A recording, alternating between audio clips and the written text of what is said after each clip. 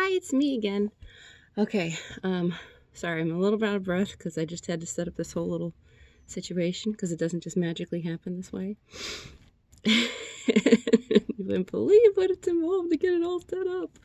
I really need to just have a space that's already set up, so as soon as I have that urge to make that video, I can do it, because the longer it takes sometimes, the more, yeah, time passes and you forget. Anyway, so, I wanted to try and update things. So I felt like I have a pretty good handle on with depression, anxiety, that kind of stuff. So I decided I was going to branch out and start trying to understand other things as well. Because believe it or not, I really have no knowledge of what manic depressive, bipolar, BPDs, all that stuff. I have a little bit, we all learn stuff over time, right, throughout life, but unless we actually have something or know someone very close to us that has it, we don't usually know a whole lot about it. You see commercials on the television all the time. Take this medication for this particular thing, and you're like, oh, well, I wonder what that ailment is, but unless you have it, you don't really know. Anyway, so my next adventure was to, like I said, depression, anxiety was, for the most part, I think I've got that.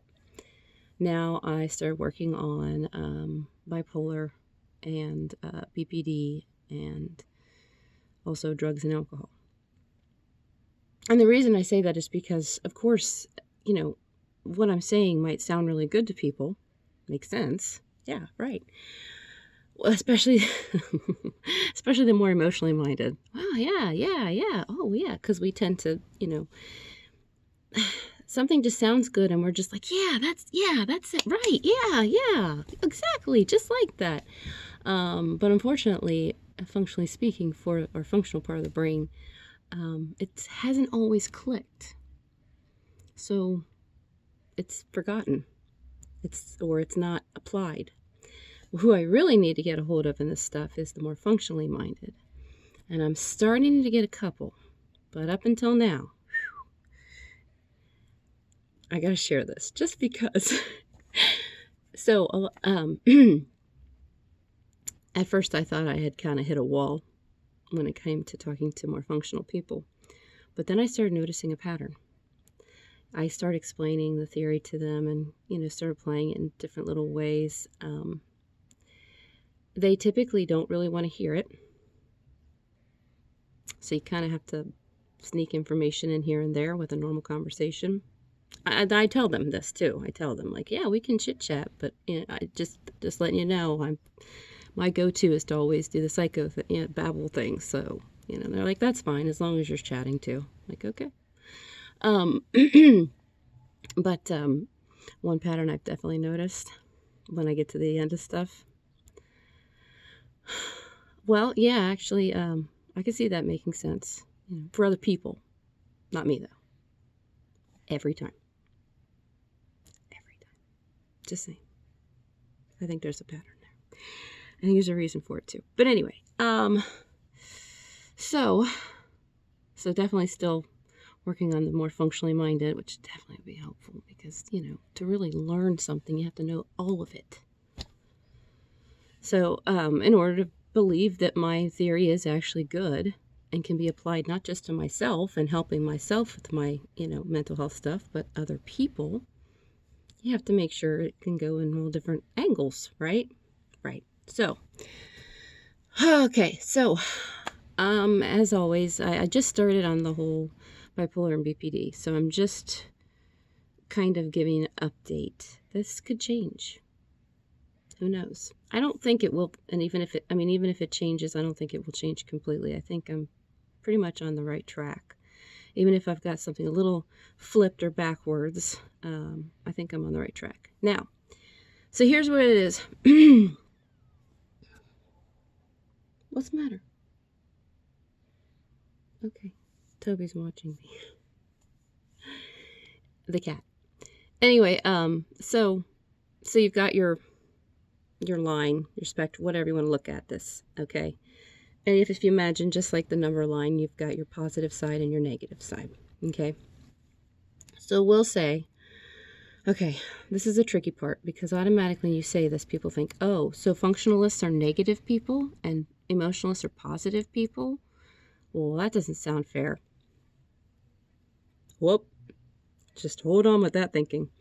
So yes, technically our functional mind is our negative side and our emotional mind is our positive side, but it has nothing to do with ups and downs necessarily. It's not ooh boo negative and ooh la la la happy positive. It's just like a number line.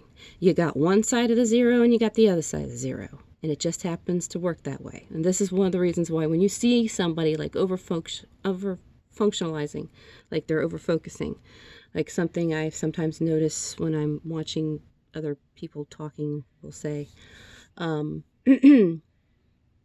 can see it. I can feel it. Oh my gosh. The over examining of things, and if the more you notice it, or the more you notice it, when you're watching it, you can actually see, if you're paying attention and you kind of know what you're looking for, you can actually see how their comments are over opinionated. They're on that negative side, and they don't seem to have too many positive comments, and when they do, there's still this edge to it. So that's what I mean by there's the positive and the negative. Now when you're working in the correct side at the correct time, it's not going to be a negative or a positive necessarily. It's just going to be what it's meant to be. Okay, so anyway, I hate when I have to run off on tangents because then I forget where I was at. Oh yeah. So so looking at that line, that number line, now you've got your emotional side and your functional side, we'll say. This is what's happening, if I'm not mistaken, when it comes to bipolar and BPD. We'll start with bipolar. So on average, most people naturally are between 40 and 60%. So if they're, say, 40% emotional, then they're 60% functional. Just means that they slightly use the functional side more than the emotional side when making their decisions, when dealing with things in life, whatever. No big deal. As you can see, it's very close to the 50-50. And these people, they're just not as they just look like they're people that they seem to be able to do everything. Creative thinking as well as rational. Anyway, so they're very close to that 50-50 mark.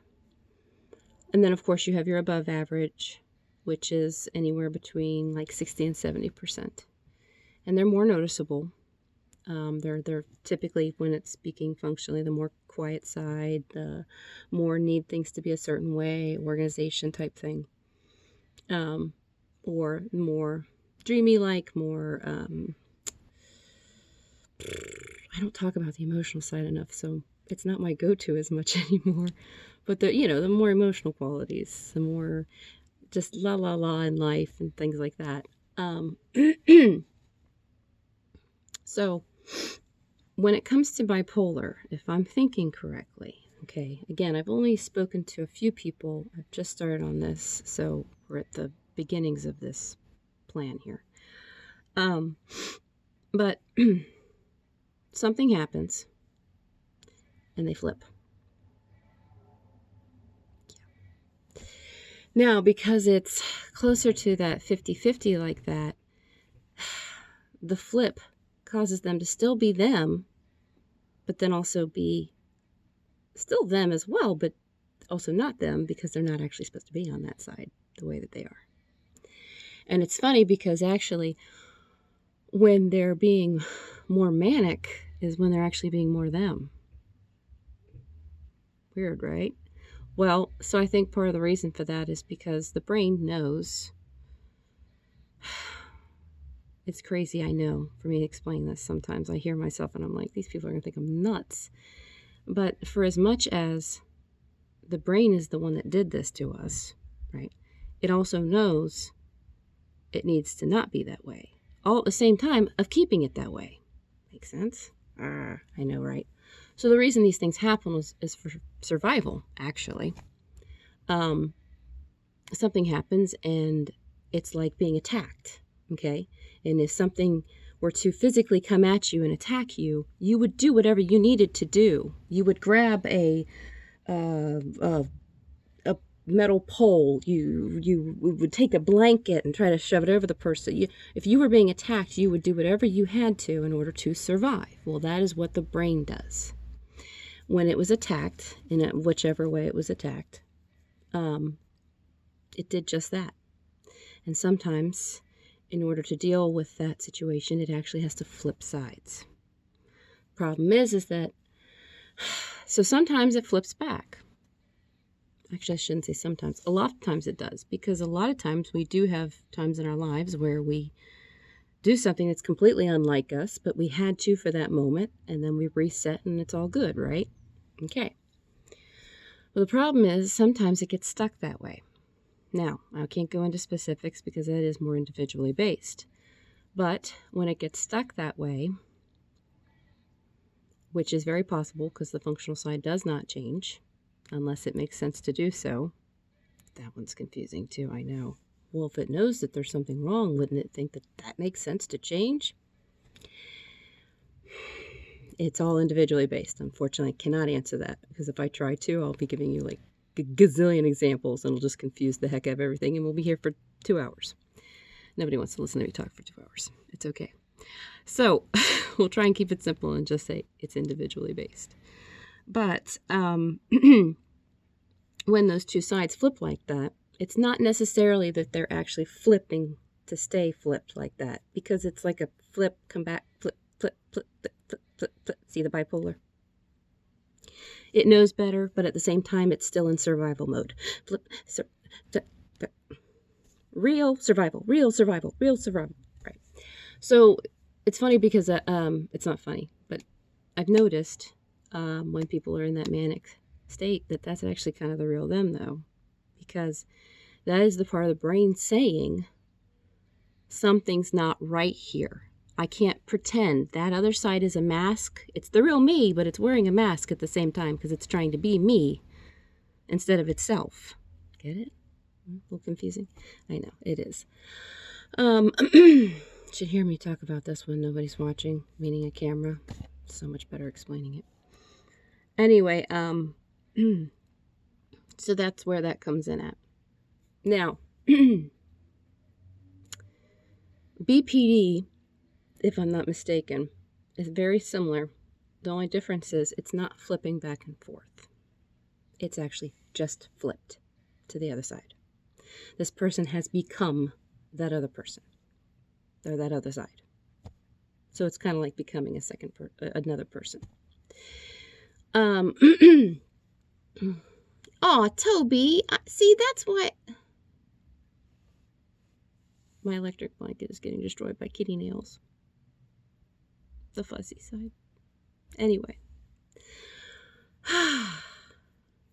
He's confiscated it. It's probably a good thing. I probably shouldn't have an electric blanket on me all night, but he's just taking it from me. Anyway.